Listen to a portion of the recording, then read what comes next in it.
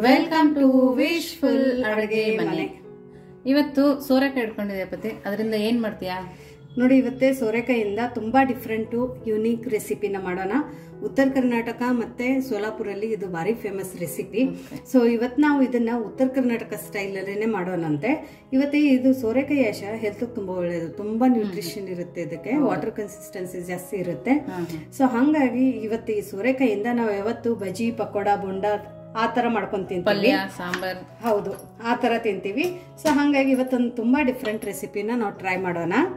So ಇವಾಗ ಈ ಸೋರೆಕಾಯಿ ತುಂಬಾ ಎಳೆದಿದೆ, ಹಂಗಾಗಿ ನಾನು ಇದ್ರ ಮೇಲ್ಗಡೆದು ಸಿಪ್ಪೆ ತಕ್ಕೊಂಡಿಲ್ಲ. ಸೊ ಡೈರೆಕ್ಟ್ ಆಗಿ ನಾವು ಮಾಡೋಣ. ಇಲ್ಲಿ ನಾನು ಅರ್ಧ ಸೋರೆಕಾಯಿನ ತಗೊಂಡಿದ್ದೀನಿ ಇವತ್ತಿನ ರೆಸಿಪಿಗೆ. ನೀವು ಮನೆಯಲ್ಲಿ ಜಾಸ್ತಿ ಜನ ಇದ್ದಾರೆ ಅಂದ್ರೆ ಫುಲ್ ಸೋರೆಕಾಯಿಂದಾನು ಮಾಡ್ಕೋಬಹುದು. ಸೊ ಇವಾಗ ಇದ್ರ ಮುಂದ್ಗಡೆ ಭಾಗನೂ ಕಟ್ ಮಾಡ್ಕೊಳ್ಳೋಣ. ಸೊ ಇವಾಗ ಇದ್ರ ಮೇಲ್ಗಡೆ ಸಿಪ್ಪೆನೆ ತೆಗಿಲಾರ್ದೆ ಸಣ್ಣದಾಗಿ ಇದನ್ನ ಕಟ್ ಮಾಡ್ಕೊಳ್ಳೋಣ ಫಸ್ಟ್ ನಾವು.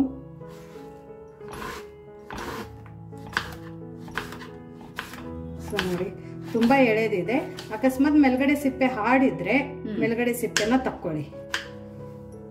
ನೋಡಿ, ಈ ತರ ಇಲ್ಲಿ ನಾವು ಸೋರೆಕಾಯಿನ ಕಟ್ ಮಾಡ್ಕೋಬೇಕು. ಸೊ ಇದೇ ತರ ಈ ಸೋರೆಕಾಯಿನೂ ಕಟ್ ಮಾಡ್ಕೊಂಡು ಬರೋಣ. ಸೊ ನೋಡಿ, ನಾನು ಅರ್ಧ ಸೋರೆಕಾಯಿನ ಈ ತರ ಕಟ್ ಮಾಡ್ಕೊಂಡು ಬಂದಿದ್ದೀನಿ. ಇವಾಗ ನೆಕ್ಸ್ಟ್ ಏನ್ ಮಾಡೋದು ಅಂತ ನೋಡೋಣ ಬನ್ನಿ. ನೋಡಿ, ಇಲ್ಲೊಂದು ಪಾತ್ರೆನ ತಗೊಂಡಿರೋದು, ಇದ್ರ ಒಳಗಡೆ ಒಂದ್ ಸ್ವಲ್ಪ ನೀರನ್ನ ಹಾಕೊಳ್ಳೋಣ. ನೀರನ್ನ ಹಾಕೊಂಡು ಇದ್ರ ಮೇಲ್ಗಡೆ ಒಂದ್ ಜಡಿನ ಇಡೋಣ. ಜಡಿ ಇಟ್ಬಿಟ್ಟು ಇವಾಗ ನಾವು ಕಟ್ ಮಾಡ್ಕೊಂಡಿದ್ವಿಲ್ಲ, ಕಟ್ ಮಾಡ್ಕೊಂಡಿರೋ ಸೋರೆಕಾಯಿನ ಇದ್ರ ಒಳಗಡೆ ಹಾಕೊಳ್ಳೋಣ. ನಾವು ಇಡ್ಲಿ ಪಾತ್ರೆಯಲ್ಲಿ ಕೂಡ ಮಾಡ್ಕೋಬಹುದಲ್ವಾ? ಹೌದು, ಇಡ್ಲಿ ಪಾತ್ರೆಯಲ್ಲೂ ಕೂಡ ಮಾಡ್ಕೋಬಹುದು. ಸೊ ಇದನ್ನ ನೀಟಾಗಿ ಎಲ್ಲ ಕಡೆ ಸ್ಪ್ರೆಡ್ ಮಾಡ್ಕೊಳ್ಳೋಣ. ಯಾಕಂದ್ರೆ ಪ್ರತಿ ಒಂದು ಸೋರೆಕಾಯಿಗೂ ಕಟ್ ಮಾಡಿರೋದು ಅದಕ್ಕೆ ಚೆನ್ನಾಗಿ ಸ್ಟೀಮ್ ಆಗಬೇಕು. ಇದನ್ನ ಎಷ್ಟು ನಿಮಿಷ ಸ್ಟೀಮ್ ಮಾಡ್ಬೇಕು ಪ್ರತಿಭಾ? ನೋಡಿ, ಮೇಲ್ಗಡೆ ಲಿಡ್ ಅನ್ನ ಮುಚ್ಚಿಬಿಟ್ಟು ಮೀಡಿಯಂ ಫ್ಲೇಮ್ ಅಲ್ಲಿ ನಾವು ಒಂದು 3 ನಿಮಿಷ ಇದನ್ನ ಸ್ಟೀಮ್ ಮಾಡ್ಕೊಂಡು ಬರೋಣ. ನೋಡಿ, ಒಂದು ಮಿಕ್ಸಿ ಜಾರ್ನ ತಗೊಂಡಿದೀವಿ. ನಾವಲ್ಲಿ ಸ್ಟೀಮ್ ಮಾಡಕ್ ಇಟ್ಕೊಂಡಿದೀವಲ್ಲ, ಆ ಸ್ಟೀಮ್ ಮಾಡೋಷ್ಟ್ರೊಳಗೆ ಒಂದು ಪೇಸ್ಟ್ ಅನ್ನ ಮಾಡ್ಕೊಂಡ್ ಬರ್ಬೇಕು. ಅದಕ್ಕೆ ಒಂದು ಆಲೂಗಡ್ಡೆನ ದಪ್ಪದಾಗಿರೋದನ್ನ ಕಟ್ ಮಾಡಿ ಹಾಕೊಂಡಿದೀನಿ. ನಾವು ಕಟ್ ಮಾಡಿ ನೀರಲ್ಲಿ ಹಾಕೊಂಡಿದ್ವಿ ಕಪ್ಪಾಗಬಾರ್ದು ಅಂತೇಳಿ. ಹೌದು, ಮೇಲ್ಗಡೆ ಸಿಪ್ಪೆನೂ ತಕ್ಕೋಬೇಕು. ಹೌದು, ಅದ್ರ ಜೊತೆಗೇನೆ ಹಸಿ ಮೆಣಸಿನ್ಕಾಯಿ ಕೂಡ ಸೇರಿಸ್ಕೊಳ್ತಾ ಇದೀವಿ. ಸ್ವಲ್ಪ ನೀರ್ ಹಾಕೊಂಡು ಫೈನ್ ಆಗಿ ಇದ್ರದ್ದು ಪೇಸ್ಟ್ ಮಾಡ್ಕೊಂಡು ಬರ್ಬೇಕು. ತುಂಬಾ ಸಣ್ಣದಾಗಿ ಮಾಡ್ಕೊಂಡ್ ಬರ್ಬೇಕಲ್ವಾ ಪ್ರತಿಭಾ? ಹೌದು, ತುಂಬಾ ಸಣ್ಣದಾಗಿ ಇದ್ರದ್ದು ಪೇಸ್ಟ್ ಅನ್ನ ಮಾಡ್ಕೊಂಡು ಬರೋಣ. ನೋಡಿ, ಈ ತರ ಸಣ್ಣದಾಗಿ ನಾವು ರುಬ್ಕೊಂಡ್ ಬರ್ಬೇಕು. ತುಂಬಾ ಫೈನ್ ಪೇಸ್ಟ್ ಮಾಡ್ಬೇಕಿದು. ಹೌದು, ನೊರೆ ನೊರೆ ತರ ಬಂದಿದೆ ನೋಡಿ, ಎಷ್ಟು ಚೆನ್ನಾಗಿ. ಹೌದು, ಇವಾಗ ಸದ್ಯಕ್ಕೆ ಇದನ್ನ ಪಕ್ಕಕ್ಕೆ ಇಟ್ಟು ನೆಕ್ಸ್ಟ್ ಏನ್ ಮಾಡೋದು ಅಂತ ನೋಡೋಣ ಬನ್ನಿ. ನೋಡಿ, ನಾವಿಲ್ಲೊಂದು ಬಾಂಡ್ಲಿ ತಗೊಂಡಿದೀನಿ. ಅದಕ್ಕೆ ನೋಡಿ, ಒಂದು ಬೌಲ್ ಆಗುವಷ್ಟು ನೀರನ್ನ ಹಾಕೊಳ್ತಾ ಇದೀನಿ. ನಾನು ಇಷ್ಟು ನೀರನ್ನ ಸೇರಿಸ್ಕೊಳ್ತಾ ಇದೀನಿ. ನೋಡಿ, ಅದೇ ನೀರಿಗೆ ನಾನು ಉಪ್ಪನ್ನ ಸೇರಿಸ್ಕೊಳ್ತಾ ಇದೀನಿ. ರುಚಿ ನೋಡಿ ಉಪ್ಪು ಹಾಕೊಳ್ಳಿ. ಫ್ಲೇಮ್ ಅನ್ನ ಹೈ ಫ್ಲೇಮ್ ಅಲ್ಲಿ ಇಟ್ಕೊಳ್ಳಿ. ನಾನು ಚಿಲ್ಲಿ ಫ್ಲೇಕ್ಸ್ ನ ಹಾಕೊಳ್ತಾ ಇದೀನಿ. ಚಿಲ್ಲಿ ಫ್ಲೇಕ್ಸ್ ಹಾಕೊಳ್ಳೋದ್ರಿಂದ ತುಂಬಾ ಒಳ್ಳೆ ಕಲರ್ ಬರುತ್ತಲ್ಲ. ಹೌದು, ನೋಡೋಕು ಚೆನ್ನಾಗಿರುತ್ತೆ. ಕ್ಯಾರೆಟ್ ತುರಿನ ಸೇರಿಸ್ಕೊಳ್ತಾ ಇದೀನಿ. ಸ್ವಲ್ಪ ಕೊತ್ತಂಬರಿ ಇಷ್ಟನ್ನ ಹಾಕಿ ಚೆನ್ನಾಗಿ ಕುದಿ ಬರೋ ತನಕ ಕುದಿಸ್ಕೊಬೇಕು. ನೋಡಿ, ನಮ್ಗೆ ಈ ತರ ಸಣ್ಣ ಗುಳ್ಳೆಗಳು ಬರ್ತಾ ಇದೆಯಲ್ಲ, ಆ ಟೈಮಲ್ಲಿ ಒಂದ್ ಅರ್ಧ ಸ್ಪೂನ್ ಆಗೋಷ್ಟು ಕಪ್ಪು ಎಳ್ಳನ್ನ ಹಾಕೊಂಡಿದೀನಿ. ಬಿಳಿ ಎಳ್ಳಿದ್ರೆ ಅದನ್ನ ಕೂಡ ಸೇರಿಸ್ಕೊಬಹುದು. ನೋಡಿ, ಈ ಟೈಮಲ್ಲಿ ನಾವು ಮಾಡ್ಕೊಂಡಿದ್ವಲ್ಲ ಹಸಿ ಆಲೂಗಡ್ಡೆ ಪೇಸ್ಟ್, ಅದನ್ನ ಕೂಡ ಸೇರಿಸ್ಕೊಳ್ತಾ ಇದೀನಿ. ಇದಕ್ಕೇನೆ ಸ್ವಲ್ಪ ನೀರ್ ಹಾಕಿ ಹಾಕೊಳ್ತೀನಿ. ನೋಡಿ, ಸ್ವಲ್ಪ ನೀರಾದ್ರೆ ಸಾಕಾಗತ್ತೆ. ಇದನ್ನ ಚೆನ್ನಾಗಿ ಕುದಿ ಬರಬೇಕು. ಎಷ್ಟು ಚೆನ್ನಾಗಿ ಕುದಿ ಬರುತ್ತೆ ಅಷ್ಟೇ ನಮ್ದು ಒಳಗಡೆ ಹಾಕಿರುವಂತ ಮಸಾಲೆ ನೀರಿನ ಒಳಗಡೆ ಮಿಕ್ಸ್ ಆಗುತ್ತೆ. ಸೊ ಹಂಗಾಗಿ ಅದು ತುಂಬಾ ಚೆನ್ನಾಗಿ ಫ್ಲೇವರ್ ಕೊಡುತ್ತೆ. ಇವಾಗ ನಾವು ಮಾಡ್ಕೊಳ್ಳುವಂತ ರೆಸಿಪಿಗೆ ಟೆಕ್ಸ್ಚರ್ ಚೆನ್ನಾಗಿ ಬರಲಿ ಅಂತ ಹೇಳ್ಬಿಟ್ಟು ಇದ್ರ ಒಳಗಡೆ ಒಂದ್ 2 ಸ್ಪೂನ್ ಅಷ್ಟು ಕುಕಿಂಗ್ ಆಯಿಲ್ ಅನ್ನ ಹಾಕೊಳ್ಳೋಣ. ಎಣ್ಣೆನ ಹಾಕೊಳ್ಳೋಣ. ಎಣ್ಣೆ ಹಾಕೊಂಡು ಇದನ್ನ 1 ನಿಮಿಷ ಹೈ ಫ್ಲೇಮ್ ಅಲ್ಲಿ ಕುದಿಸ್ಕೊಳ್ಳೋಣ. ನೋಡಿ, ಒಂದ್ಸರ್ತಿ ಎಲ್ಲ ಮಿಕ್ಸ್ ಮಾಡ್ಕೊಳ್ಳಿ. ನೋಡಕ್ ಕೂಡ ಎಷ್ಟು ಚೆನ್ನಾಗಿ ಕಾಣಿಸ್ತದೆ. ಹೌದು, ಕಲರ್ಫುಲ್ ಆಗಿದೆ. ಹೌದು, ಮಕ್ಕಳಿಗೆ ಮಾಡಿಕೊಟ್ರೆ ಅಂತೂ ತುಂಬಾ ಖುಷಿಯಾಗಿ ತಿಂತಾರೆ. ನೋಡಿ, ಇವಾಗ ಇದನ್ನ ಚೆನ್ನಾಗಿ ಕುದಿಸ್ಕೊಬೇಕು. ಸೊ ಇದನ್ನ ಚೆನ್ನಾಗಿ ಒಂದು ಕುದಿ ತಕೊಂಡ್ ಬರೋಣ. ನೋಡಿ, ತುಂಬಾ ಚೆನ್ನಾಗಿ ಕುದಿ ಬರ್ತಾ ಇದೆ. ಫ್ಲೇಮ್ ಅನ್ನ ಇವಾಗ ಲೋ ಅಲ್ಲಿ ಇಟ್ಕೊಳ್ಳೋಣ. ಫ್ಲೇಮ್ ಅನ್ನ ಲೋ ಅಲ್ಲಿ ಇಟ್ಕೊಂಡು ಇದ್ರ ಒಳಗಡೆ ಇವಾಗ ಅಕ್ಕಿ ಹಿಟ್ಟನ್ನ ಹಾಕೊಳ್ಳೋಣ. ನೋಡಿ, ನಾವು ಆ ನೀರ್ ಹಾಕಿದ್ವಲ್ಲ, ಆ ನೀರಿಗೆ ಎಷ್ಟಾಗುತ್ತೋ ಅಷ್ಟು ಅಕ್ಕಿ ಹಿಟ್ಟನ್ನ ನಾವು ಸೇರಿಸ್ಕೊಬೇಕು. ನೋಡಿ, ನಾನು ಈ ಬೌಲಲ್ಲಿ 3 ಬೌಲ್ ಆಗುವಷ್ಟು ಅಕ್ಕಿ ಹಿಟ್ಟನ್ನ ಸೇರಿಸ್ಕೊಂಡಿದ್ದೀನಿ. ನಾವು ಅಕ್ಕಿ ಹಿಟ್ಟನ್ನ ಹಾಕೊಳ್ಳುವಾಗ ಫ್ಲೇಮ್ ಲೋ ಫ್ಲೇಮಲ್ಲೇ ಇಟ್ಕೊಬೇಕು.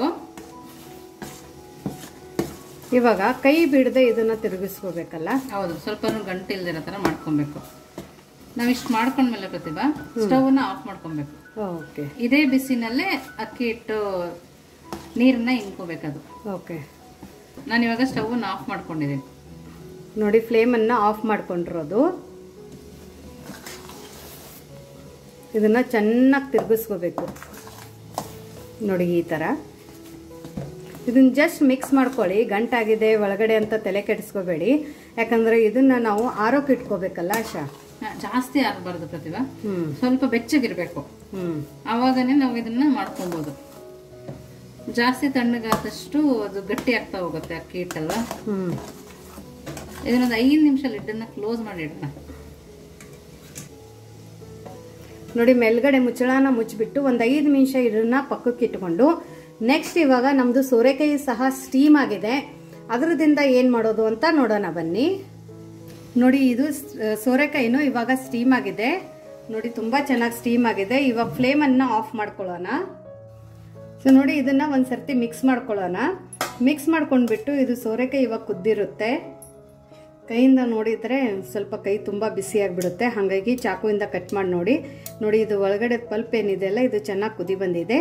ಇದನ್ನು ಸಹ ಸ್ವಲ್ಪ ಸ್ಟೀಮ್ ಆಗಿದೆ. ಇವನ್ ಸೋರೆಕಾಯಿದು ಮೇಲ್ಗಡೆ ಸಿಪ್ಪೆಯಲ್ಲಿನೇ ಜಾಸ್ತಿ ನಮಗೆ ನ್ಯೂಟ್ರಿಷನ್ ಸಿಗೋದು, ಹಾಗಾಗಿ ಇವತ್ತೇ ಸಿಪ್ಪೆದ ಮೂಲಕನೇ ನಾವು ಇವತ್ತಿನ ರೆಸಿಪಿನ ಮಾಡ್ತಾ ಇದ್ದೀವಿ. ಸೊ ಇದು ನಾವು ಒಂದು ಸ್ವಲ್ಪ ತಣ್ಣಗಾಗೋಕೆ ಬಿಡೋಣ. ನೋಡಿ, ಒಂದು ಮಿಕ್ಸಿ ಜಾರ್ ತಗೊಂಡಿದ್ದೀವಿ. ಈಗ ಸ್ಟೀಮ್ ಮಾಡ್ಕೊ ಬಂದಿದ್ವಲ್ಲ, ಆ ಸೋರೆಕಾಯಿನ ಇದ್ರೊಳಗಡೆ ಸೇರಿಸ್ಕೊಳ್ತಾ ಇದೀವಿ. ಸ್ವಲ್ಪ ತಣ್ಣಗಾದ್ಮೇಲೆ ಹಾಕೊಳ್ಳಿ. ಇವಾಗ ಇದಕ್ಕೆ ನೀರು ಹಾಕೋಬಾರ್ದು. ನೀರು ಹಾಕದೇನೆ ತರಿ ತರಿಯಾಗಿ ಇದನ್ನ ರುಬ್ಕೊಂಡು ಬರಬೇಕು. ಒಂದು ಹನೇನು ಇದಕ್ಕೆ ನೀರು ಬೇಕಾಗಿಲ್ಲ. ಸೊ ಇವಾಗ ತರಿ ತರಿಯಾಗಿ ಇದನ್ನ ಫಸ್ಟ್ ರುಬ್ಕೊಂಡು ಬರೋಣ. ನೋಡಿ, ಈ ತರ ತರಿ ತರಿಯಾಗಿ ರುಬ್ಕೊಂಡ್ ಬರ್ಬೇಕು. ಇದನ್ನ ಇವಾಗ ನಾವು ಒಂದು ಬೌಲ್ಗೆ ಹಾಕೊಳ್ಳೋಣ. ನೋಡಿ, ಒಂದು ಬೌಲ್ ಒಳಗಡೆ ಸೇರಿಸ್ಕೊಳ್ತಾ ಇದೀವಿ. ನೋಡಿ ಯಾವ ತರ ರುಬ್ಬಿದೀವಿ ಅಂತ. ಇದೇ ತರ ಮಿಕ್ಸಿ ಮಾಡ್ಕೊಂಡ್ ಬರ್ಬೇಕು. ನಾನು ಆಫ್ ಮತ್ತೆ ಆನ್ ಮಾಡಿ ಮಿಕ್ಸ್ ಮಾಡ್ಕೊಂಡ್ ಬಂದಿದ್ದೀನಿ. ಪಲ್ಸ್ ಅಲ್ಲೇನೆ ನೀವು ಇದನ್ನ ಪೇಸ್ಟ್ ಮಾಡ್ಕೋಬೇಕು. ಪೇಸ್ಟ್ ಅಂದ್ರೆ ಇದು ತುಂಬಾ ತರಿ ತರಿಯಾಗಿನೇ ಇರಬೇಕು, ಬಾಯಿಯಲ್ಲಿ ಇದ್ರ ಆಕಳು ಸಿಗಬೇಕು. ಅದಕ್ಕೋಸ್ಕರನು ನಾವು ಮೇಲ್ಗಡೆ ಸಿಪ್ಪೆ ತೆಗ್ದಿಲ್ಲ. ಇನ್ನೊಂದಂದ್ರೆ, ಇಲ್ಲ ಅಂದ್ರೆ ನೀವು ಮಜ್ಜಿಗೆ ಕಡಿಯೋದಿರುತ್ತಲ್ಲ, ಅದರಿಂದಾನು ನೀವು ಇದನ್ನ ಸ್ಮ್ಯಾಶ್ ಮಾಡ್ಕೋಬಹುದು, ಅಥವಾ ಸ್ಮ್ಯಾಶರ್ ಇಂದಾನು ಸ್ಮ್ಯಾಶ್ ಮಾಡ್ಕೋಬಹುದು. ಇದಕ್ಕೇನೆ ಸಣ್ಣದಾಗಿ ಕಟ್ ಮಾಡ್ಕೊಂಡಿರುವಂತ ಒಂದ್ ಸ್ವಲ್ಪ ಕೊತ್ತಂಬರಿ ಸೊಪ್ಪನ್ನ ಹಾಕೊಳ್ಳೋಣ. ಅದ್ರ ಜೊತೆ ಸಣ್ಣದಾಗಿ ಹೆಚ್ಚಿರುವಂತ ಈರುಳ್ಳಿ. ನಿಮ್ಮ ಹತ್ರ ಈರುಳ್ಳಿ ಸ್ಪ್ರಿಂಗ್ ಆನಿಯನ್ ಇದ್ರೆ ಅದನ್ನು ಸಹ ಹಾಕೋಬಹುದು, ಇಲ್ಲ ಅಂದ್ರೆ ನಾರ್ಮಲ್ ಈರುಳ್ಳಿನೇ ಈ ತರ ಸಣ್ಣದಾಗಿ ಕಟ್ ಮಾಡಿ ಕೂಡ ಹಾಕೋಬಹುದು. ರುಚಿ ನೋಡಿ ಉಪ್ಪನ್ನ ಹಾಕೊಳ್ಳಿ, ಯಾಕಂದ್ರೆ ಮುಂಚೆ ನಾವು ಉಪ್ಪನ್ನ ಹಾಕೊಂಡಿಲ್ಲ. ಇವಾಗ ಇದಕ್ಕೆ ಉತ್ತರ ಕರ್ನಾಟಕದ ಮಸಾಲೆ ಖಾರನ್ನ ಹಾಕೊಳ್ಳೋಣ. ಯಾಕಂದ್ರೆ ಯಾವುದೇ ಚಟ್ನಿ ನಾವು ಮಾಡಿದ್ರೆ ಅದಕ್ಕೆ ಉತ್ತರ ಕರ್ನಾಟಕ ಮಸಾಲೆ ಖಾರ ಇರಲೇಬೇಕು. ಇವತ್ತು ನಾವು ಸೋರೆಕಾಯಿ ಚಟ್ನಿ ಮಾಡ್ತಾ ಇದೀವಿ. ಹೇಗೆ ನಾವು ಬದನೆಕಾಯಿ ಮತ್ತೆ ಬೆಂಡೆಕಾಯಿ ಚಟ್ನಿ ತಿಂತೀವಿ, ಅದೇ ತರ ಇಲ್ಲಿ ಇವತ್ತು ನಾವು ಸೋರೆಕಾಯಿ ಚಟ್ನಿನ ತುಂಬಾ ಡಿಫ್ರೆಂಟ್ ವೇಯಿಂದ, ತುಂಬಾ ಹೆಲ್ದಿ ವೇಯಿಂದ ನಾವು ಇವತ್ತೇ ಮಾಡಿದ್ದೀವಿ. ಸೊ ಇವಾಗ ಇಲ್ಲಿ ನಾನು ಉತ್ತರ ಕರ್ನಾಟಕದ ಒಂದು 2 ಸ್ಪೂನ್ ಅಷ್ಟು ಖಾರದ ಪುಡಿನ ಹಾಕೊಂಡಿದ್ದೀನಿ. ಇದಿಲ್ಲ ಅಂದ್ರೆ ಪ್ರತಿಭಾ, ಉತ್ತರ ಕರ್ನಾಟಕದ ಖಾರದ ಪುಡಿ ಇಲ್ಲ ಅಂದ್ರೆ ಒಂದ್ ಸ್ವಲ್ಪ ಹಸಿಮೆಣಸಿನಕಾಯಿನ ಕಟ್ ಮಾಡಿ ಹಾಕೋಬಹುದು, ಇಲ್ಲ ಅಂದ್ರೆ ಸೋರೆಕಾಯಿ ಕೂಡ ಮಿಕ್ಸಿಗೆ ಹಾಕೋಬಹುದು. ಅದನ್ನು ಬೇಡ ಅಂದ್ರೆ ಯಾರಿಗಾದ್ರೆ ಗ್ಯಾಸ್ಟ್ರಿಕ್ ಮತ್ತೆ ಅಸಿಡಿಟಿ ಪ್ರಾಬ್ಲಮ್ ಆಗೋರು, ಹಸಿಮೆಣಸಿನಕಾಯಿ ತಿನ್ನಲ್ಲ ಅನ್ನೋರು ಕೆಂಪು ಖಾರದ ಪುಡಿನ ಹಾಕೋಬಹುದು. ಇದಕ್ಕೇನೆ ಇಲ್ಲಿ ನಾನು ಒಂದ್ 2 ಸ್ಪೂನ್ ಅಷ್ಟು ಎಣ್ಣೆನ ಹಾಕೋತಾ ಇದ್ದೀನಿ. ಇದರಿಂದ ತುಂಬಾ ಚೆನ್ನಾಗಿ ಫ್ಲೇವರ್ ಕೊಡುತ್ತೆ ಆಶಾ. ಎಣ್ಣೆ ಹಾಕೋದ್ರಿಂದ ಹೌದು, ಟೆಕ್ಸ್ಚರು ಹಂಗೆ ಬರುತ್ತೆ. ಯಾವ ಎಣ್ಣೆ ಬೇಕಾದ್ರೂ ಹಾಕೋಬಹುದು, ಯಾವ್ದು ಎಣ್ಣೆ ಬೇಕಾದ್ರೂ ಹಾಕೋಬಹುದು. ಇದಕ್ಕೇನೆ ಸ್ವಲ್ಪ ಕಡಲೆ ಬೀಜದ ಪುಡಿನ ಹಾಕೋತಾ ಇದ್ದೀನಿ. ಯಾಕಂದ್ರೆ ಸೋರೆಕಾಯಿಯಲ್ಲಿ ಸ್ವಲ್ಪ ವಾಟರ್ ಕನ್ಸಿಸ್ಟೆನ್ಸಿ ಇರೋದ್ರಿಂದ ಅದೊಂದ್ ಸ್ವಲ್ಪ ನೀರ್ ಬಿಟ್ಕೊಳ್ಳುತ್ತೆ. ಅದಕ್ಕೋಸ್ಕರ ಇಲ್ಲಿ ಒಂದ್ ಸ್ವಲ್ಪ ಕಡಲೆ ಬೀಜದ ಪುಡಿನ ಹಾಕೋತಾ ಇದ್ದೀನಿ. ನೀವು ಇದನ್ನ ಸ್ಕಿಪ್ ಮಾಡ್ಕೋಬಹುದು, ಇದು ಟೋಟಲಿ ಆಪ್ಷನಲ್ ಇದೆ. ನಾವು ಉತ್ತರ ಕರ್ನಾಟಕದವ್ರು ಅಂದ್ರೆ ಒಂದ್ ಸ್ವಲ್ಪ ಎಲ್ಲದಕ್ಕೂ ಕಡಲೆ ಬೀಜದ ಪುಡಿ ಉಪಯೋಗಿಸ್ತೀವಿ. ಇದರಿಂದ ನಮ್ಗೆ ತುಂಬಾ ಕರೆಕ್ಟ್ ಆಗಿ ನಮ್ ಬೇಕಾಗಿರೋಂತ ಫ್ಲೇವರ್ ಬರುತ್ತೆ ಅಂತ. ಸೊ ಇದು ಟೋಟಲಿ ಆಪ್ಷನಲ್ ಇದೆ. ಇದ್ರ ಬದಲಾಗಿ ಇಲ್ಲಿ ನೀವು ಎಳ್ಳಿನ ಪುಡಿ ಕೂಡ ಸೇರಿಸ್ಕೋಬಹುದು. ಇವಾಗ ಈ ಸೋರೆಕಾಯಿ ಚಟ್ನಿಗೆ ಒಳಗಡೆ ನಾವು ಹಾಕೊಂಡಿರುವಂತ ಎಲ್ಲ ಸಾಮಗ್ರಿಗಳನ್ನ ನೀಟಾಗಿ ಮಿಕ್ಸ್ ಮಾಡ್ಕೊಳ್ಳೋಣ. ನೋಡಿ, ಇದೆಲ್ಲ ತುಂಬಾ ಡಿಫ್ರೆಂಟ್ ರೆಸಿಪಿ, ತುಂಬಾ ಚೆನ್ನಾಗಿರುವಂತ ರೆಸಿಪಿ. ಸೋರೆಕಾಯಿಂದ ಪರಾಟ, ಸೋರೆಕಾಯಿಂದ ದಾಲು ತಿನ್ನೋದ್ಕಿಂತ ಒಂದೊಂದ್ ಸರ್ತಿ ಪಲ್ಯಗಳು ಮಾಡೋಕ್ಕೂ ಬೇಜಾರಾಗಿರುತ್ತೆ ಆಶಾ. ಅದೇ ತಿಂದು ಕೂಡ ಬೇಜಾರಾಗಿರುತ್ತೆ. ಹಾಗಾಗಿ ಈ ತರ ಒಂದು ಡಿಫ್ರೆಂಟ್ ಚಟ್ನಿನ ನಾವು ಮಾಡ್ಕೊಂಡು ತಿನ್ಕೋಬಹುದು. ಮತ್ತೆ ಇನ್ನೊಂದಂದ್ರೆ ಸೋರೆಕಾಯಿಗೆ ಆಶಾ ತುಂಬಾ ಬೇಗ ವೇಟ್ ಲಾಸ್ ಆಗುತ್ತೆ. ವೇಟ್ ಲಾಸ್ ಆಗುತ್ತೆ, ಡಯಟ್ ರೆಸಿಪಿ ಕೂಡ ಆಗುತ್ತೆ ಇದು. ಹೌದು. ಆಮೇಲೆ ಕೊಲೆಸ್ಟ್ರಾಲ್ ಕಡಿಮೆ ಆಗುತ್ತೆ, BP ಶುಗರ್ ಇರೋರು ಕಂಟ್ರೋಲ್ ಅಲ್ಲಿ ಬರುತ್ತೆ. ಹೌದು. ಸೊ ಹಾಗಾಗಿ ಇದರಿಂದ ಸುಮಾರು ಬೆನಿಫಿಟ್ಸ್ಗಳಿದಾವೆ. ನೋಡಿ ಎಷ್ಟು ಚೆನ್ನಾಗಾಯ್ತು ಸೋರೆಕಾಯಿ ಚಟ್ನಿ ಅಂದ್ರೆ. ಈ ತರ ಒಂದ್ಸರ್ತಿ ನೀವು ಮಾಡ್ಕೊಂಡು ತಿನ್ನಿ. ಇದಕ್ಕೆ ಬೆಸ್ಟ್ ಕಾಂಬಿನೇಷನ್ ಅಂದ್ರೆ ಇವಾಗ ನಾವು ಅಲ್ಲೊಂದು ಹಿಟ್ ಕಲಿಸಿಟ್ಕೊಂಡಿದೀವಿ. ಹೌದು, ಉತ್ತರ ಕರ್ನಾಟಕದ ರೆಸಿಪಿ, ಅದ್ರ ಜೊತೆ ಇವತ್ತೆ ಹಾಸನ್ ರೆಸಿಪಿ 2 in 1 ರೆಸಿಪಿನ ಇವತ್ತು ನಾವು ಕಾಂಬಿನೇಷನ್ ಮಾಡಿ ತೋರಿಸ್ತಾ ಇದೀವಿ. ಯಾಕಂದ್ರೆ ಪರ್ಟಿಕ್ಯುಲರ್ ಆಗಿ ಉತ್ತರ ಕರ್ನಾಟಕದ ರೆಸಿಪಿನೇ ಅಂದ್ರೆ ಅಯ್ಯೋ ನಮ್ಗೆ ರೊಟ್ಟಿ ಮಾಡೋಕ್ ಬರಲ್ಲ, ಚಪಾತಿ ಮಾಡೋಕ್ ಬರಲ್ಲ ಅನ್ನೋರಿಗೆ, ಈ ಕಡೆ ಹಾಸನು ಬೆಂಗಳೂರು ಸೈಡ್ ಇರೋರಿಗೆ ಆ ರೆಸಿಪಿ ಅವ್ರದ್ದು ರೆಸಿಪಿ ಜೊತೆನೆ ನಮ್ದೊಂದು ಉತ್ತರ ಕರ್ನಾಟಕ ರೆಸಿಪಿ ಈಸಿಯಾಗಿ ಮನೆಯಲ್ಲಿ ಮಾಡ್ಕೊಂಡು ಯಾವ ತರ ತಿನ್ಬೋದು ಅನ್ನೋಕ್ಕೋಸ್ಕರ ಇವತ್ತು ನಾವು ಹಾಸನು ಮತ್ತೆ ಉತ್ತರ ಕರ್ನಾಟಕ ರೆಸಿಪಿನ ಕಂಬೈನ್ ಮಾಡಿರೋದು. ಸೊ ನೋಡಿ ಇವಾಗ ಈ ಚಟ್ನಿ ರೆಡಿ ಆಗಿದೆ. ಇವಾಗ ಇದನ್ನ ಪಕ್ಕಕ್ಕಿಟ್ಟು ನೆಕ್ಸ್ಟ್ ಏನ್ ಮಾಡೋದು ಅಂತ ನೋಡೋಣ ಬನ್ನಿ. ನೋಡಿ ಇವಾಗ 5 ನಿಮಿಷ ಆಗಿದೆ. ಆ ಕಡೆ ನಮ್ದು ಸೋರೆಕಾಯಿ ಚಟ್ನಿ ಆಗೋ ತನಕ ಇಲ್ಲಿ ಹಿಟ್ಟು ಕೂಡ ತುಂಬಾ ಚೆನ್ನಾಗಿ ರೆಸ್ಟ್ ಮಾಡಿದೆ. ಹೌದು, ಅಂದ್ರೆ ತುಂಬಾ ತಣ್ಣಗಾಗಿಲ್ಲ. ನೋಡ್ತಾ ಇದ್ರಲ್ಲ ಸ್ವಲ್ಪ ಹೊಗೆ ಆಡ್ತಾ ಇದೆ. ನಾವ್ ಇವಾಗ ಇದನ್ನ ಚೆನ್ನಾಗಿ ನಾದ್ಕೊಬೇಕು ಪ್ರತಿಭಾ. ಓಕೆ, ತುಂಬಾ ಬಿಸಿ ಇದ್ರೆ ಕೇರ್ಫುಲ್ ಆಗಿ ನಾದ್ಕೊಳ್ಳಿ. ಹೌದು, ನಾವ್ ಇದನ್ನ ನಾದ್ಕೊಂಡ್ ಬರೋಣ. ನೋಡಿ ತುಂಬಾ ಬಿಸಿ ಇರುತ್ತೆ. ನಾವು ಕೈಗೆ ಸ್ವಲ್ಪ ತಣ್ಣೀರ್ ಹಾಕೊಂಡು ನಾದ್ಕೊಂಡ್ ಬಂದ್ರೆ ಚೆನ್ನಾಗಿ ಬರುತ್ತೆ. ನೋಡ್ತಾ ಇದ್ರಲ್ಲ ಎಲ್ಲೂ ಗಂಟು ಸಹ ಕಾಣಿಸ್ತಾ ಇಲ್ಲ. ನೋಡಿ ಈ ತರ ನಾವು ಸಣ್ಣದಾಗಿ ಉಂಡೆ ತಗೊಳ್ಳೋಣ. ಒಂದು ನೋಡಿ ಈ ತರ ಇಷ್ಟಿಷ್ಟು ದಪ್ಪ ಉಂಡೆ ಆದ್ರೆ ಸಾಕಾಗುತ್ತೆ. ನೋಡಿ ತೆಳಗಡೆ ಒಂದ್ ಸ್ವಲ್ಪ ಅಕ್ಕಿ ಹಿಟ್ಟನ್ನ ಉದುರಿಸ್ಕೊಳ್ಳೋಣ. ಆಮೇಲೆ ನಾವು ಮಾಡ್ಕೊಂಡಿರುವಂತ ಉಂಡೆನ ಇಟ್ಕೊಂಡು ಇವಾಗ ಇದನ್ನ ನಾವು ಲಟ್ಟಿಸ್ಕೋಬೇಕು. ಕೈಯಲ್ಲಿ ತಟ್ಟಾಗಿ ಬಂದ್ರೆ ತಟ್ಕೋಬಹುದು. ಹೌದು, ಅಕ್ಕಿ ಹಿಟ್ಟಿನ ತರ ಸ್ವಲ್ಪ ಇದು ಸೀಳುತ್ತೆ, ಯಾಕಂದ್ರೆ ಅಕ್ಕಿ ಹಿಟ್ಟಿಗೆ ಜಿಗಿ ಕಡಿಮೆ ಇರುತ್ತಲ್ಲ. ಸೊ ನೋಡಿ ಇದನ್ನ ತೆಳಗಾಗಿ ಲಟ್ಟಿಸ್ಕೋಬೇಕು. ಸೊ ನೋಡಿ ಈ ತರ ನಾವು ಇದನ್ನ ಲಟ್ಟಿಸ್ಕೊಳ್ಳೋಣ. ಸೊ ನೋಡಿ ಈ ತರ ಲಟ್ಟಿಸ್ಕೊಂಡು ಬಂದು ಇದ್ರ ಮೇಲ್ಗಡೆ ಒಂದು ಪ್ಲೇಟ್ ಅನ್ನ ಇಟ್ಕೊಳ್ಳೋಣ. ನಿಮ್ಮ ಹತ್ರ ಶಾರ್ಪ್ ಪ್ಲೇಟ್ ಇದ್ರೆ ಅದನ್ನು ಇಟ್ಕೊಂಡು ಡೈರೆಕ್ಟ್ ಆಗಿ ಕಟ್ ಮಾಡ್ಕೋಬಹುದು. ಇದನ್ನ ಇವಾಗ ನಾವು ಈ ತರ ಚಾಕುವಿಂದ ರೌಂಡ್ ಶೇಪಕ್ಕೆ ಕಟ್ ಮಾಡ್ಕೊಳ್ಳೋಣ. ಟೇಸ್ಟ್ ಜೊತೆಗೆ ನೋಡೋಕ್ಕೂ ಚೆನ್ನಾಗಿದ್ರೆ ತುಂಬಾನೇ ಚೆನ್ನಾಗಿರುತ್ತೆ. ಹೌದು. ಸೊ ನೋಡಿ ಇವಾಗ ಇದರ ಎಡ್ಜಸ್ ಎಲ್ಲಾನು ತಕ್ಕೊಳ್ಳೋಣ. ನಮ್ದು ಅಕ್ಕಿ ರೊಟ್ಟಿ ರೆಡಿಯಾಗಿದೆ. ನೋಡಿ ನೋಡಿ ಅಕ್ಕಿ ರೊಟ್ಟಿ ಇವಾಗ ರೆಡಿಯಾಗಿದೆ. ಇದನ್ನ ಇವಾಗ ಯಾವ ತರ ಬೇಯಿಸೋದು ಅಂತ ನೋಡೋಣ ಬನ್ನಿ. ನೋಡಿ ತವೆನ ಬಿಸಿಗಿಟ್ಟಿದ್ವಿ. ವಾವ್, ಅಕ್ಕಿ ರೊಟ್ಟಿ ನೋಡಿ ಎಷ್ಟು ಚೆನ್ನಾಗಿ ಕಾಣಿಸ್ತಿದೆ.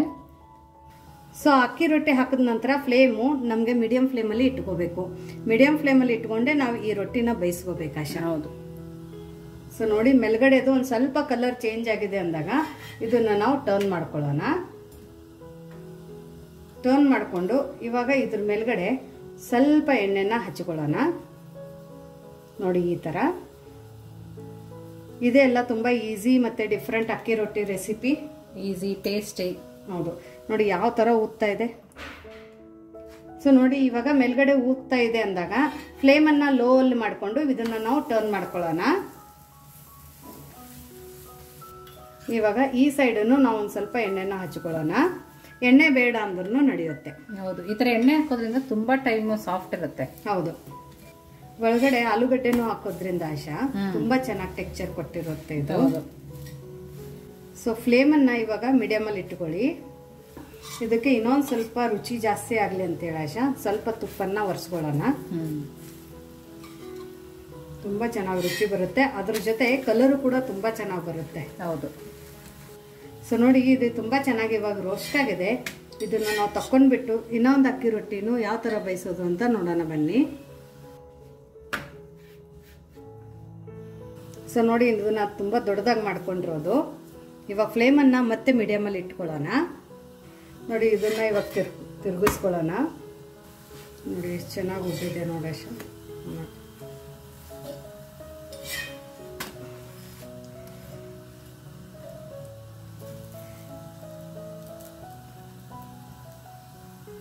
ನೋಡಿ ಅಕ್ಕಿ ರೊಟ್ಟಿನೂ ಕೂಡ ಇಷ್ಟು ಚೆನ್ನಾಗಿ ಉಬ್ಬಿರಬೇಕು, ಅವಾಗ ತಿನ್ನೋಕ್ಕೂ ಚೆನ್ನಾಗಿರುತ್ತೆ.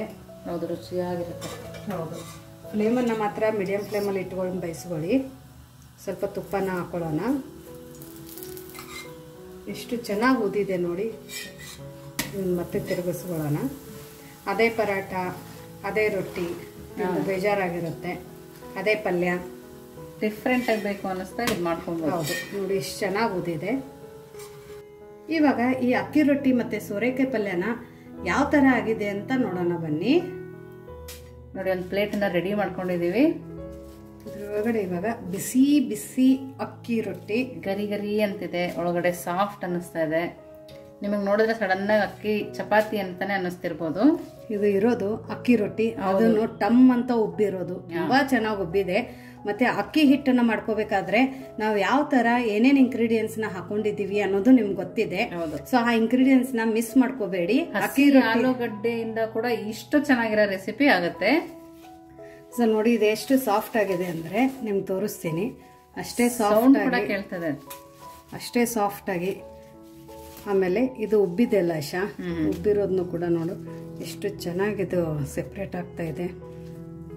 ನೋಡಿ ಎಷ್ಟು ಚೆನ್ನಾಗಿ ಉಬ್ಬಿದೆ ಅಂದರೆ ಅಷ್ಟು ಚೆನ್ನಾಗಿ ಪದರ್ ಬಿಡ್ತಾ ಇದೆ. ನೋಡು ಫುಲ್ಲು ಓಪನ್ ಆಗ್ತಾ ಇದೆ. ಹೌದು, ಇಷ್ಟು ಚೆನ್ನಾಗಿ ಇದು ಓಪನ್ ಆಗಿದೆ, ಅಷ್ಟೇ ಸಾಫ್ಟ್ ಆಗಿದೆ. ಮಕ್ಕಳು ಲಂಚ್ ಬಾಕ್ಸಿಗೂ ಪರಾಟ ಅಂತಾನೆ ತಗೊಂಡು ಹೋಗ್ತಾರೆ. ಹೌದು, ಆಲೂ ಪರಾಟ, ಆಲೂ ಪರಾಟ ಇದೇ ತರನೇ ಇರುತ್ತೆ. ಹೌದು. ಸೊ ಅಕ್ಕಿ ಹಿಟ್ಟಿಂದ ಈ ರೆಸಿಪಿ ಎಷ್ಟು ಚೆನ್ನಾಗಾಗಿದೆ ಅಂತ ನೋಡಿದ್ರಲ್ಲ. ಇವಾಗ ಇದ್ರ ಜೊತೆ ನಾವು ಸೋರೆಕಾಯಿ ಚಟ್ನಿ ಮಾಡಿದ್ವಲ್ಲ, ಸೊ ಇದ್ರ ಕೂಡ ಇವಾಗ ಈ ಸೋರೆಕಾಯಿ ಚಟ್ನಿ ಅದು ಉತ್ತರ ಕರ್ನಾಟಕ ಸ್ಟೈಲಲ್ಲಿ ಮಾಡ್ಕೊಂಡಿರೋಂಥ ಸೋರೆಕಾಯಿ ಚಟ್ನಿ. ಈ ಸೋರೆಕಾಯಿ ಚಟ್ನಿ ಮೇಲೆ ಆಶಾ ಸ್ವಲ್ಪ ಎಣ್ಣೆ ಹಾಕೊಂಡು ತಿನ್ನೋದೇ ಮಜಾ. ಸೊ ಯಾವುದೇ ಆಗಲಿ, ನಾವು ಬದನೆಕಾಯಿ ಚಟ್ನಿ ಆಗಲಿ, ಸೋರೆಕಾಯಿ ಚಟ್ನಿ ಆಗಲಿ, ಹಸಿಮೆಣಸಿನ್ಕಾಯಿ ಚಟ್ನಿ ಆಗಲಿ, ಬೆಂಡೆಕಾಯಿ ಚಟ್ನಿ ಆಗಲಿ ಮಾಡ್ಕೊಂಡ್ಬಿಟ್ಟು ಅದರ ಮೇಲ್ಗಡೆ ಒಂದು ಸ್ವಲ್ಪ ಎಣ್ಣೆ ಅಥವಾ ತುಪ್ಪನ ಹಾಕೊಂಡು ತಿಂದರೆ ತುಂಬ ಚೆನ್ನಾಗಿರುತ್ತೆ. ನೋಡಿ ಇದು ರೊಟ್ಟಿ ಕೂಡ ಕೈಯಿಂದನೇ ಕಟ್ ಆಗ್ತಾ ಇದೆ, ಎಷ್ಟು ಸಾಫ್ಟ್ ಆಗಿದೆ. 2 ಬೆರಳಿಂದ ಕಟ್ ಮಾಡ್ತಾ ಇದ್ದೀನಿ, ಅಷ್ಟು ಸಾಫ್ಟ್ ಆಗಿದೆ. ಇದನ್ನು ನೀಟಾಗಿ ಮಿಕ್ಸ್ ಮಾಡ್ಕೊಳ್ಳೋಣ. ಸೊ ಯಾರಾದ್ರೂ ಹೇಳಲ್ಲ ಇದು ಸೋರೆಕಾಯಿಂದ ನೀವು ಈ ಚಟ್ನಿನ ಮಾಡಿದ್ದೀರಾ ಅಂತ. ಹೌದು, ಮತ್ತೆ ಮಾಡೋದು ತುಂಬಾ ಡಿಫ್ರೆಂಟ್ ಆಗಿದೆ. ಕಡಿಮೆ ಆಯಿಲ್ ಇಲ್ಲ, ಸ್ಟೀಮ್ ಅಲ್ಲೇ ಬೆಂದಿದೆ. ಬರೀ 10 ನಿಮಿಷದಲ್ಲಿ ಮಾಡ್ಕೊಳ್ಳುವಂತ ರೆಸಿಪಿ. ನೋಡಾಶ ತುಂಬಾ ಚೆನ್ನಾಗಿದೆ. ಚೆನ್ನಾಗಿದೆ. ಹಸಿ ಈರುಳ್ಳಿ ಸಿಗ್ತಾ ಇರೋದು ತುಂಬಾನೇ ಚೆನ್ನಾಗಿದೆ. ರೊಟ್ಟಿನೂ ತುಂಬಾ ಸಾಫ್ಟ್ ಆಗಿದೆ, ತುಂಬಾ ಅಂದ್ರೆ ತುಂಬಾ ಸಖತ್ತಾಗಿದೆ. ನಾನು ತಿಂದು ನೋಡಿದೆ ಇವಾಗ, ಅಷ್ಟು ಚೆನ್ನಾಗಾಗಿದೆ. ಇದು ಹಸಿ ಈರುಳ್ಳಿ ಸಿಗುತ್ತಲ್ಲ, ಆ ಮಜಾನೇ ಬೇರೆ. ಚಾಟ್ ತಿಂದಂಗೆ ತುಂಬಾ ಚೆನ್ನಾಗಿ ಅನಿಸ್ತಾ ಐತೆ. ಆಮೇಲೆ ಸೋರೆಕಾಯಿ ಇದೆ ಅಂತಾನೆ ಗೊತ್ತಾಗ್ತಾ ಇಲ್ಲ. ಮಕ್ಕಳು ಕೂಡ ನೀವು ಮಾಡಿಕೊಟ್ರೆ 101% ಇಷ್ಟಪಟ್ಟು ತಿಂತಾರೆ. ಅಷ್ಟು ಒಳ್ಳೆ ರೆಸಿಪಿ ಆಗಿದೆ. ಮತ್ತೆ ಇವತ್ತಿಂದು ನಮ್ದು ಟೈಮ್ ಸೇವಿಂಗ್ ರೆಸಿಪಿ ಅಂದ್ರೆ, ಈ ಕಡೆ ಸೋರೆಕಾಯಿ ಚಟ್ನಿದು ಸ್ಟೀಮ್ ಆಗೋ ತನಕ ಅಕ್ಕಿ ರೊಟ್ಟಿದ್ನು ನಾವು ಯಾವ ತರ ಮಾಡಿದೀವಿ ಅಂತ ನೋಡಿದೀರಾ. ಸೊ ಅಕ್ಕಿ ರೊಟ್ಟಿ ಮತ್ತೆ ಈ ತರ ಒಂದು ಸೋರೆಕಾಯಿ ಚಟ್ನಿನ ಇನ್ಸ್ಟಂಟ್ ಆಗಿ ದಿಢೀರಂತ ಟೈಮ್ ವೇಸ್ಟ್ ಆಗದೆ 15 ನಿಮಿಷದಲ್ಲಿ ಮಾಡ್ಕೊಳ್ಳುವಂತ ರೆಸಿಪಿ. ಸೊ ಅಕ್ಕಿ ರೊಟ್ಟಿ ಮತ್ತೆ ಈ ಸೋರೆಕಾಯಿ ಚಟ್ನಿ ರೆಸಿಪಿ ನಿಮ್ಗೆ ಹೇಗೆ ಅನ್ನಿಸ್ತು ಅಂತ ಕಮೆಂಟ್ ಮೂಲಕ ತಿಳಿಸೋದನ್ನ ಮರಿಬೇಡಿ. ಇನ್ನೂ ನಮ್ಮ ಚಾನೆಲ್ನ ಲೈಕ್ ಮಾಡಿಲ್ಲ ಅಂದ್ರೆ ಲೈಕ್ ಮಾಡಿ, ಶೇರ್ ಮಾಡಿ, ಸಬ್ಸ್ಕ್ರೈಬ್ ಮಾಡಿ. ವಿಶ್ ಫುಲ್ ಅಡುಗೆ ಮನೆಗೆ ಥ್ಯಾಂಕ್ ಯು.